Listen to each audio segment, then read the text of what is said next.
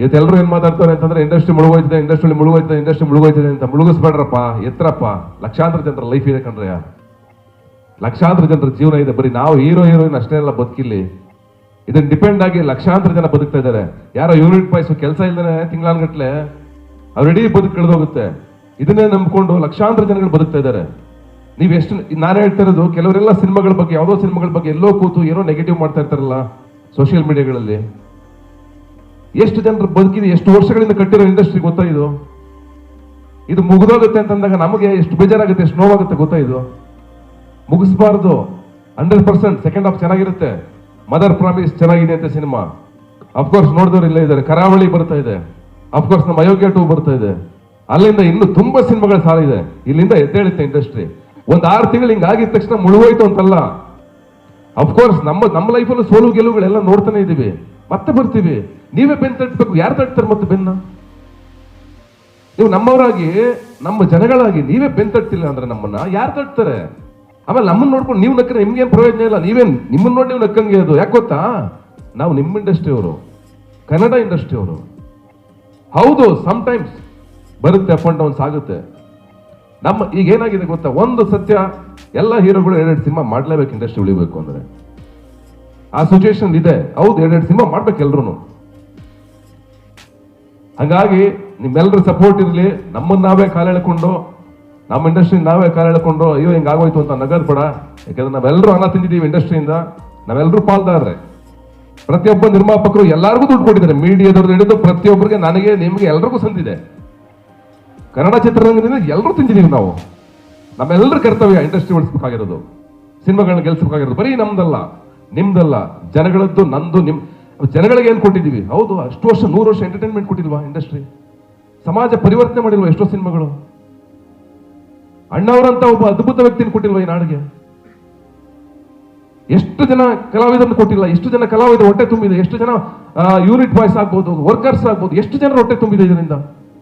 ಕನ್ನಡದ ಚಿತ್ರರಂಗದ ಉಳಿವಿಗಾಗಿ ಕೆಲವರು ಕೇವಲ ಸಿನಿಮಾಗಳನ್ನು ಮಾಡ್ತಾರೆ, ಆದರೆ ಕೆಲವರು ಕನ್ನಡ ಪರವಾಗಿ ಧ್ವನಿ ಎತ್ತಾರೆ. ಅಂತವರಲ್ಲಿ ಪ್ರಮುಖ ಹೆಸರು ಕೇಳಿಬರೋದಾದರೆ ಅದು ಸತೀಶ್ ನೀನಾಸಂ ಅಂದ್ರೆ ತಪ್ಪಾಗದು. ಹೌದು ಸ್ನೇಹಿತರೆ, ಕನ್ನಡ ಚಿತ್ರರಂಗದಲ್ಲಿ ಪರಭಾಷೆ ಸಿನಿಮಾಗಳ ಹಾವಳಿ ಹೆಚ್ಚಾಗುತ್ತಿರುವ ಈ ಕಾಲದಲ್ಲಿ ಕನ್ನಡ ಪರವಾಗಿ ನಿಂತು ನಿರಂತರವಾಗಿ ಮಾತನಾಡುತ್ತಿರುವ ಕಲಾವಿದರಲ್ಲಿ ಸತೀಶ್ ನೀನಾಸಂ ಮೊದಲ ಸಾಲಿನಲ್ಲಿ ಕಾಣಿಸಿಕೊಳ್ಳುತ್ತಾರೆ.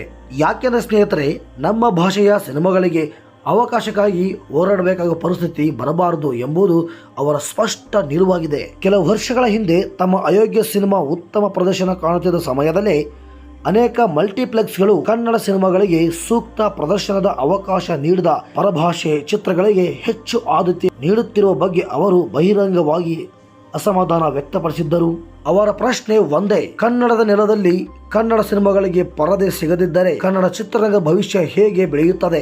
ಇದು ಕೇವಲ ಒಬ್ಬ ನಟನ ನೋವಲ್ಲ, ಇದು ಕನ್ನಡದ ಪ್ರತಿಯೊಬ್ಬ ಕಲಾವಿದರ ಹೃದಯದ ಕೂಗು. ಇನ್ನೂ ಒಂದು ಪ್ರಮುಖ ವಿಷಯದ ಬಗ್ಗೆ ಸತೀಶ್ ನೀನಾಸಂ ಅವರು ಎಚ್ಚರಿಕೆ ನೀಡಿದ್ದರು. ಇತ್ತೀಚಿನ ದಿನಗಳಲ್ಲಿ ಎಲ್ಲಾ ಸಿನಿಮಾಗಳನ್ನು ಫ್ಯಾನ್ ಇಂಡಿಯಾ ಮಾಡುವ ಪ್ರವೃತ್ತಿ ಹೆಚ್ಚಾಗಿದೆ, ಆದರೆ ಪ್ರತಿಯೊಂದು ಕಥೆಯ ಫ್ಯಾನ್ ಇಂಡಿಯಾ ಆಗಬೇಕೆಂತಿಲ್ಲ ಎಂದು ಅವರು ಹೇಳಿದ್ದಾರೆ. ಯಾಕೆಂದರೆ ನಮ್ಮ ಮಣ್ಣಿನ ಕಥೆಗೆ ನಮ್ಮದೇ ಆದ ಆತ್ಮವಿರುತ್ತದೆ, ನಮ್ಮ ಸಂಸ್ಕೃತಿಗೆ ತನ್ನದೇ ಆದ ಸೊಗಡು ಇರುತ್ತದೆ. ಅದನ್ನು ಕಳೆದುಕೊಂಡು ಕೇವಲ ದೊಡ್ಡ ಮಾರುಕಟ್ಟೆ ಹಿಂದೆ ಹೋದರೆ ಕಥೆಯ ನೈಜತೆಯೇ ಕಳೆದು ಹೋಗುವ ಅಪಾಯವಿದೆ ಎಂಬುದು ಅವರ ಅಭಿಪ್ರಾಯವಾಗಿದೆ. ಮೊದಲು ಒಳ್ಳೆಯ ಕನ್ನಡ ಸಿನಿಮಾ ಮಾಡೋಣ, ನಂತರ ದೇಶವೇ ನಮ್ಮನ್ನು ತಿರುಗಿ ನೋಡುತ್ತದೆ ಎಂದು ಸಂದೇಶವನ್ನು ಅವರು ಹಲವು ಬಾರಿ ನೀಡಿದ್ದಾರೆ.